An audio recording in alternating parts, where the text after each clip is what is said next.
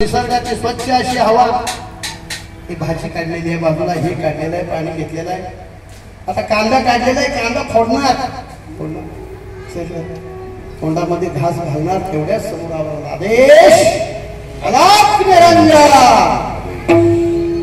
वर डोळे करून राहिलं. महाराज नाही म्हणजे मला भूक लागली, मोठीचा आवाज ऐकू आला म्हणून मी या ठिकाणी आलो. भूक लागली म्हणजे मला स्वतः उठला बाजूला सरला. बसा मला हे पात्र काय आनंद झाला असेल गोरक्षनाथांना. दान कसं करावं ते असं. जेवण सगळं घेतलं, खाल्लं, ढेकर दिला, त्यांनी दिलं. पोह्याचं काय अजून आलेलं नाही, अजून एवढे आणि असा ढेकर दिलेला आहे. आला मला ढेकर,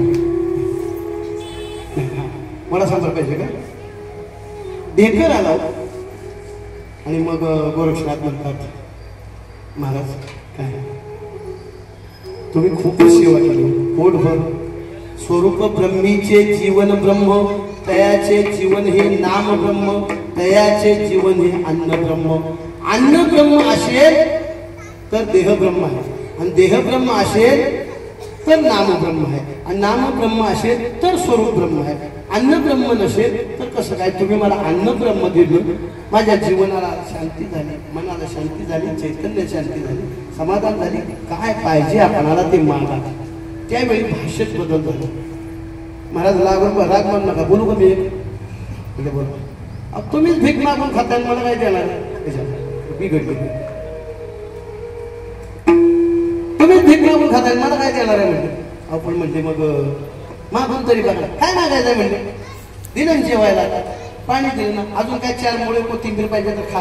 काय इथं बघा, ऊस देऊ का मोडून तुम्हाला. तुम्ही मला काय देऊ नका, तुम्हाला काय पाहिजे असेल ते मागा. गोरक्षनाथाला म्हटलं एवढं सगळं दिले, मी ब्रह्मांडात सगळ्यांचं कल्याण करतोय, तुमचं पण करतोय असं ते म्हटलं. पण मग म्हटले की मला हे मागतच नाही. एकदा मागा ना म्हटले माझ्या.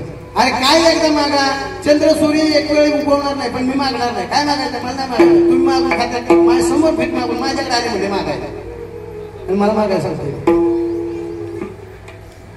गोरक्षनाथांनी विचार केला, जाऊ द्या ऐकतच नाही, पण मागायचंच, पण त्याच्या हिताचं मागायचं म्हणून. काय म्हटले, मागायचं पण हिताचं मागायचं. अडबंदी नातं आपला सर्वांना अनुभव आलेला होता. आमच्या टेरेसवर ते आले होते.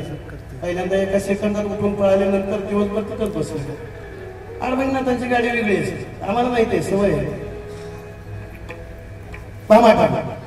परिस्थिती अशी की त्या ठिकाणी आता काय एक म्हणजे मला जर तुम्हाला द्यायचं असेल तर एवढंच द्या, विनंती. काय पाहिजे म्हणजे तुमच्या मनात जे येईल ना ते तेवढं करू नका.